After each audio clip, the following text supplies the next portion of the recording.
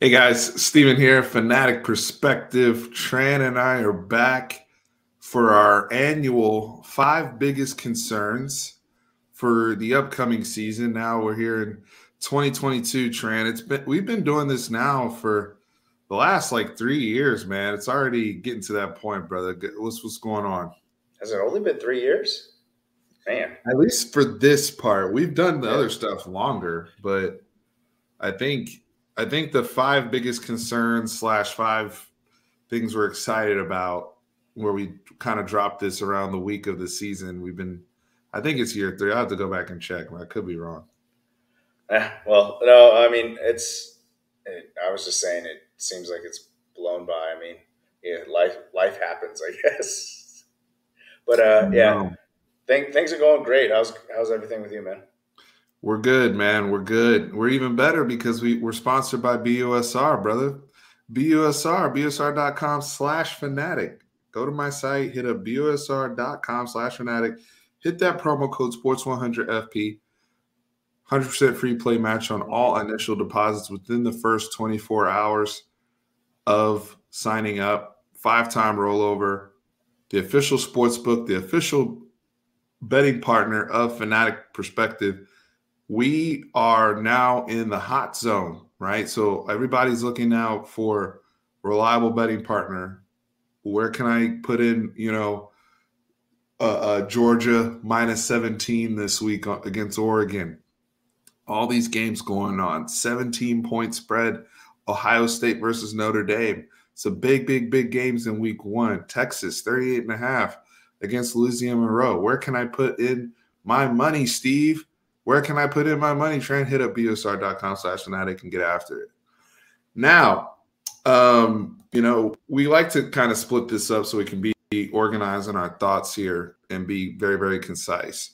So when we say concerns, these are things we have questions about. I'm not necessarily saying they're outright negatives, but it's what the word means, right? These are things we're concerned about, things we would like to see answered, or overall where we need to either see improvement or okay, we're going to be fine there. So we're not going to waste too much time. Tran, let's jump right into it, and we'll kind of break down each concern and why we have it here. So the first concern we have, we're just going to go from 5 to 1, is field goal kicking, Tran. So Auburn is projected to at least be the guy from a field goal kicking perspective. It sounds like Will Stone will be handling kickoffs. But Tran, I know you were a big Cameron Dicker fan, and so his presence is missed. Why did this make our top 5? It makes our top 5 because we knew what we had with Cameron Dicker. We knew he was very reliable, especially in clutch situations. And it's really hard to find a kicker that actually has that mentality that, the game's on the line, I want it on my foot type of thing. And we were lucky enough to have the GOAT, Justin Tucker. And, he wasn't the greatest of all time, but he was very reliable. And to break in a new kicker, both of them, is Bert Auburn a freshman? I don't remember. I think it's like a red shirt. Redshirt freshman. But still, he has – and that's one of the things that I would have always liked to do, especially when we're up by a lot of points, i.e.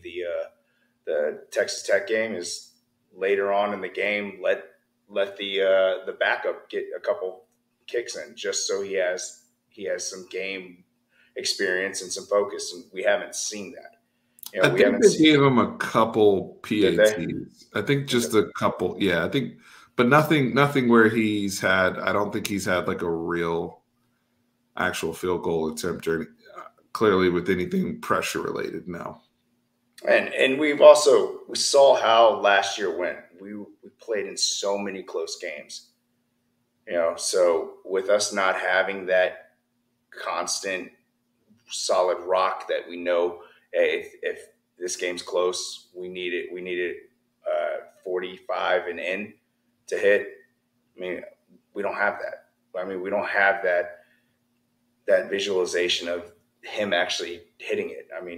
He rocks the hair perfect. He looks the part. hopefully he plays the part. You know, it's one of the big things that you don't really worry about until you either don't have that veteran person there, and when that happens, it's like right before the season starts. I think they have some good legs that Jeff Banks likes in the room. Between even the Lozano kid from Texas Tech, who doesn't sound like he's in the mix with this right now. It sounds like it's really Bert Auburn or Will Stone. But they're very confident about, I think, the power that these guys have. I don't think that's a concern. I think it's just more so when the bright lights are on, like you're saying, hey, we need a big kick here to tie the game, take the lead, what have you. Just being able to balance those nerves, right? You know, kicking is such a mental battle. And we're going to talk a little bit more about the mental later in this video across the program. But in regards to the field goal kicker, I mean, that it is such it can be such a critical job, especially with a team that's as fragile as we've been in certain scenarios. So being able to rely on those points also dictates flow of game, how play calling. Do we go for it in certain situations? You know, we kind of felt comfortable when we got around the 35-yard line or so that we were going to be able to get points on a regular basis.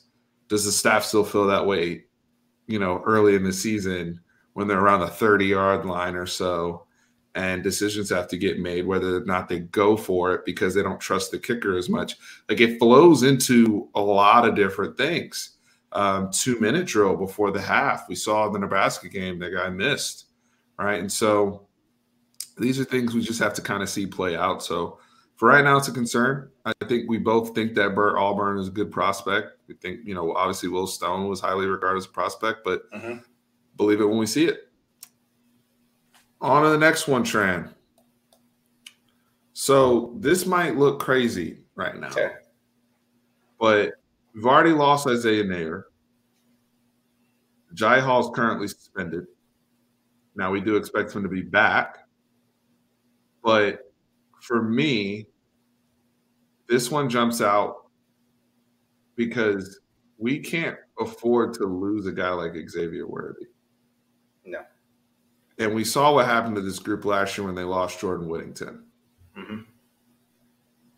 And I'm still concerned with what we've already lost, and then what's in the room to supplement them. They're either really young guys who are talented, guys we like, or they're guys coming back from bad injuries.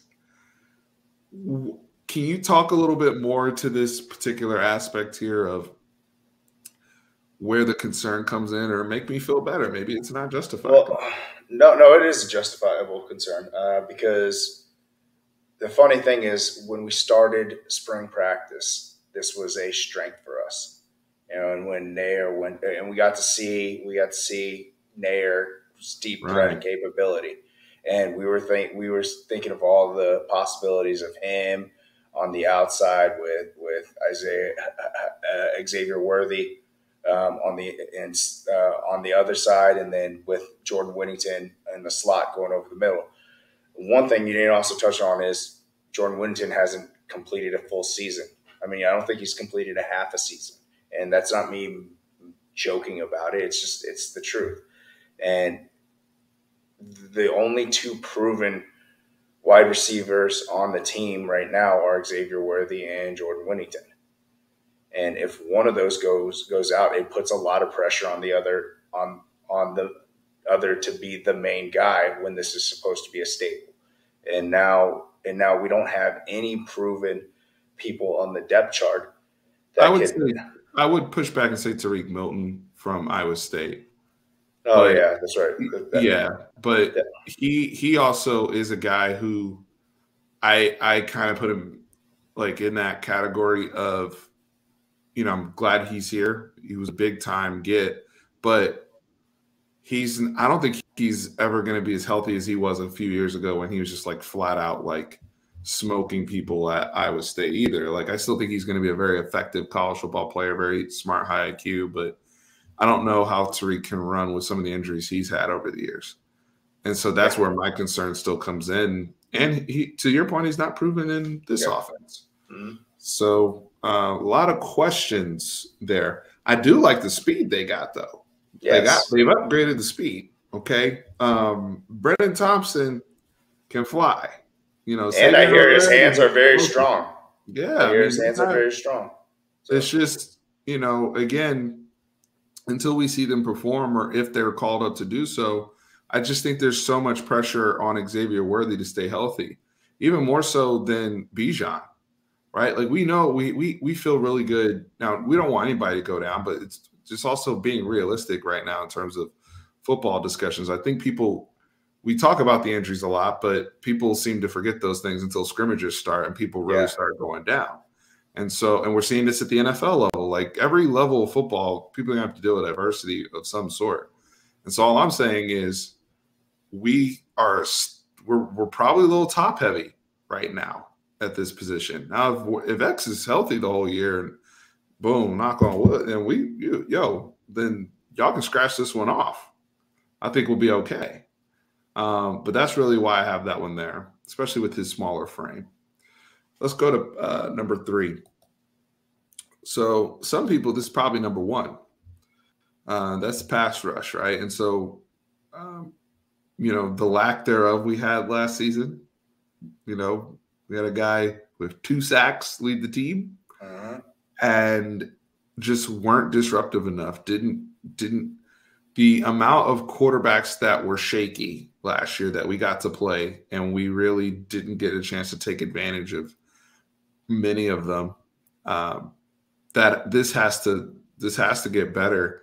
How do we get better though? I mean, because I'm still worried. I mean, it's a lot of the same faces or young guys again. It's all on technique, and it's all on putting people in the right position to succeed. And I think they've been tinkering with it by putting Overshone on the outside to get speed over there. We still have big boys up the middle. The issue that I have with that is that we weren't good in the run game either. So I mean, it's just going back to basics: containment, gap containment, violent hands. That's something that, you know, can't be understated. It's like, don't let an offensive lineman get his hands on you. Use your violent hands, knock them off. I mean, you have the ability to hand fight with people. Just don't grab them. And just own your rep. Own your rep. Take every single rep for it, and whether it's a bull rush or whether it's speed rush or technique rush, you know, make sure you're focused on the fundamentals, because we were not a fundamentally sound defense last year. No, we were not. It started with the defensive line. Yeah, we expect them to. They have to have an uptick this year. I do think They're too good not to. I mean, they are too good of talent not to. And hopefully we've refined a few things to where we will have a little bit more of an interior pass rush between the depth and with Byron Murphy in there. But, you know, but a lot of these names we're going to mention on the interior, whether it's Coburn, whether it's Sweat, whether it's Alfred Collins, whether it's Jomo, they were all part of this group last year. So I got to see it. I got to see them, you know, take that next step collectively to where we feel like we're consistently able to generate some pressure up the middle, especially against some of these teams where we should be bigger and more athletic than they are. I would like to see them have more opportunities, especially for my guys that are playing 3-tech. You know, we've heard the rise of Vernon Broughton. That's another name that I forgot who sounds like he's really already firmly in the rotation. Those are guys where it's like, hey, if you have an opportunity or one-on-one opposite of the nose, like we need you to be generating pressure and beating your man, right? And getting back there. That helps our secondary. That helps the guys on the edges. You know, we've been focusing so much on, we need this dominant person on the edge and all this type of stuff, because we saw that with Joseph Osai and some people we've had in the past. But this can also be a committee effort. Yes. And this also leads me into concern number 2. So we'll go right there. The entire defensive coaching staff, help your players out. Scheme up pressure. And look, I understand that the coordinator had to do was felt like he was plugging so many holes and trying to protect so many people that it actually ended up making the defense worse, right? Like, you know, hey, I don't want to press because I don't want to lose my corners and them getting beat, but then I don't want to blitz too much because, you know, I don't know how effective my backers are and how athletic people are to cover up certain things. And it's just the overall mess. Like, we're not even married up in terms of conceptually what we want to do. Some things didn't make sense.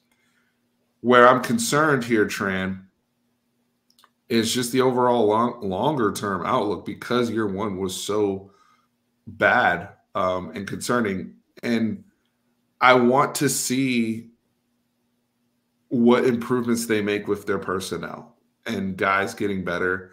But also, if you don't have some of those natural pass rushers, what are you doing as a staff to scheme up pressure, but also still playing with aggressiveness? You know, we can't sit back like we did last year and just take it. We can't. No, I agree with you. And I'll go a little bit further on it too. Is like, we went and got Gary Patterson. What does that do to Coach K? It's like, it makes him look. I know, you know, he's supposed to be an analyst, quote unquote, or what was it, unlisted roster Special assistant. But if he drops the ball again, I mean, like that causes unnecessary pressure for a defense coordinator to have himself looking over his shoulder. I mean, it's good to have that person who knows the Big 12, knows the personnel he'll be going against, and that way we could actually focus and key in on other teams' offensive weaknesses. But it does add in an extra layer of complexity and an extra layer of stress towards a defensive coordinator who's trying to turn the program around. It's funny you say Gary Patterson, because I've been watching over the birthday weekend. One of my favorite movies is The Godfather series, part 1 and part 2. You can forget the my third. Wife, huh? You can forget the third. It's fine. Yeah, you know, we don't have to. I'm not anti-third, but it just doesn't belong in the same breath as the first two. But you know, it's the first time I've ever watched this movie with my wife. My wife hasn't seen any of the Godfather movies, so right now we're on part 2. And the reason why I bring that up is because Gary Patterson's impact needs to be one of a consigliere, right? You know, as you saw with Tom in you know, as a consigliere to the Corleone family. That's the type of role, like Gary Patterson needs to be more of a Tom Hagen here to Sark, and just helping him navigate certain things against other head minds. I don't need him to be Clemenza. Like, PK needs to be Clemenza. Okay. Like those type of people running stuff on the ground, making it happen, moving and shaking. Because if we start mixing things in, I understand Gary Patterson being who he is and his stature and all those things, but this has to be one where we're using him in the right manner, because PK and them have found their rhythm and their stride in year 2 as a staff. These guys they all got their jobs back. And I was for that, right? Yep. But they got to prove it. Yep. This is a concern. They were terrible. That can't be your brand as a staff. And if you want to be in the business of recruiting some of these top end defensive players, the ones that have really gotten away recently, now they're doing better. They're getting some DBs. They're getting some guys on, you know, some edge guys. Like, they're trying. But to be in the mix for the creme de la creme, the best defensive players in the country, you have to have a better product. We have to have a better proof of concept. And that starts with this defensive staff. You got to develop somebody. Now, look, I get not everybody's going to be able to play. I get that. But it also goes for the old heads. If somebody's not performing, if Deshaun is struggling, bro, y'all gonna have to go with Jameer Johnson. Y'all gonna have to go with Terrence Brooks, some of these younger guys, and see what you got. Like, we don't have time to wait anymore. That goes for everybody up front too. So that to me, I'm gonna blame. Like if they start sticking with people and they're struggling, and there's some of the guys that have been in the program for 3 or 4 years, and we don't see some of these other young guys get an opportunity to show what they can do to make the same damn mistakes, I'm putting that on the staff. So that's kind of where we're at. Number one concern that we have, and this is kind of all encompassing. So the reason why we're bringing this one up is because you have a situation where we watched the Nebraska Northwestern game this weekend. Yep. And I'm not comparing Sark to Scott Frost. They're not. Scott Frost is more Tom Herman than more in that direction than he is in the Sark direction. But my point with this is we heard Nebraska saying all the right things in the offseason. Great lip service. It's the best offseason we've had. Culture's great. Got these transfers in. Got the right kind of guys in here. Got a new quarterback. Got a new offensive coordinator. We heard all these things, right? The offensive linemen are puking 20 times per practice because we want it so bad and we're practicing so hard. And in week 0, they've lost all of their credibility. Because at the end of the day, when certain moments happen in that football game, even with a Casey Thompson, who's been through it at Texas, and so is Marcus, but Trey Palmer, O'Shawn Mathis, like they have all these players, they still went back to the Nebraska that blows close games, that can't get over the hump, that can't figure out how to win the game. And my concern, and this is where the parallel is with Sark, is we saw this mental breakdown with this team last year. So yes, we hear all the good things. We hear all the new people. We see all the new faces that are positives and this youth movement that we're excited about. That's why we really didn't highlight that as a concern. But with that being said, I don't know if y'all really turn the corner until y'all get into some real shit, right? Some real shit. And that's when we'll know if this culture thing is for real or if it's BS. I'm sorry for the rant, Trey. You go ahead. No, don't apologize. I mean, it's absolutely true. And it doesn't just, I mean, it's everyone within the Texas football program. We've seen it. We're not the strongest mentally. When bad stuff happens, it gets worse. It seems like they're just not. I'm not going to say forever. I mean, it's just as of recent memory is that they've kind of buckled under any of the pressure. And even when they've had success. Yeah, even when we had success as well. I mean, and it goes into our fan base as well. I mean, all of our kids are on social media, and one bad thing happens, and everyone rips on that one kid. I mean, we saw it. We've touched on it many times on this channel of Chianti Ingram. What happened to him? And look at him. Didn't he get drafted in like the 4th or 5th round? And he's going to make the Arizona Cardinals. Yeah, he's making the Cardinals.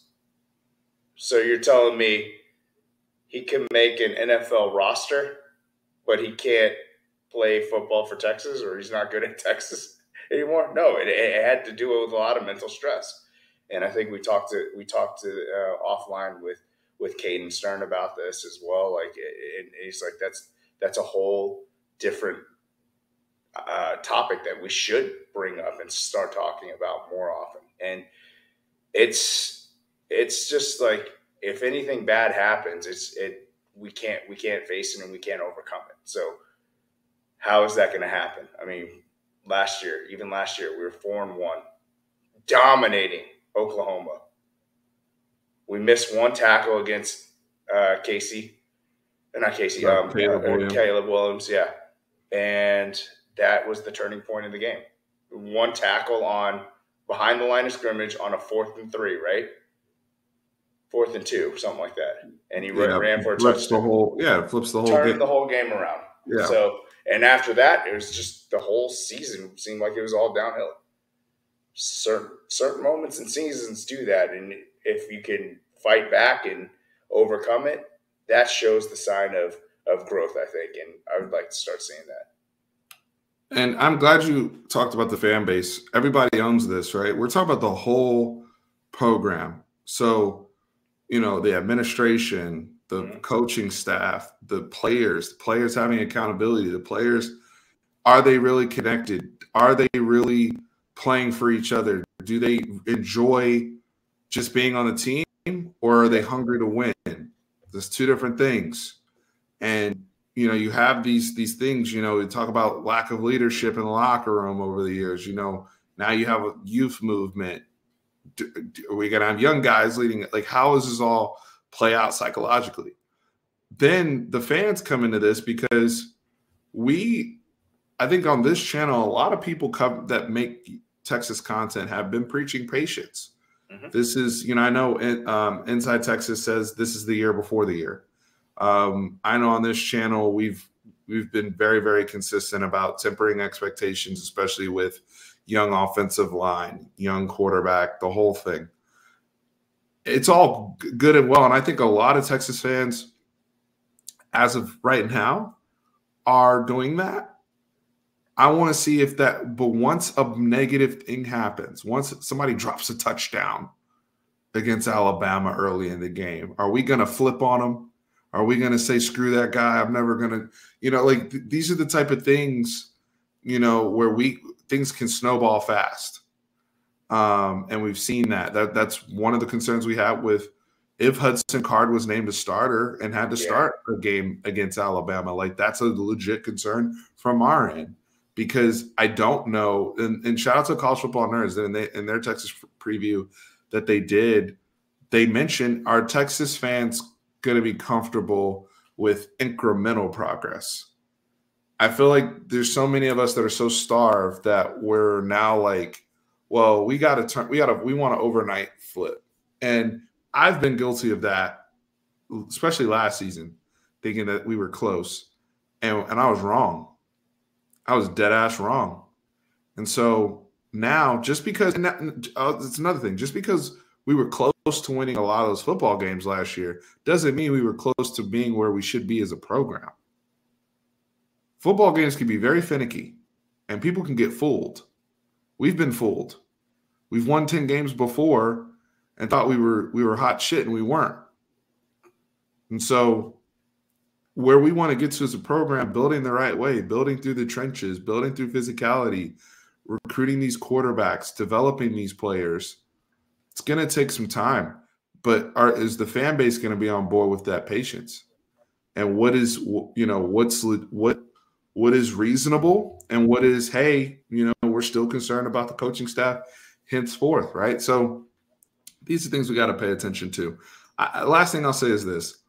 You always want to be at a point around year 3, year 4, where you're talking about extending the head coach, not whether or not he's still the guy.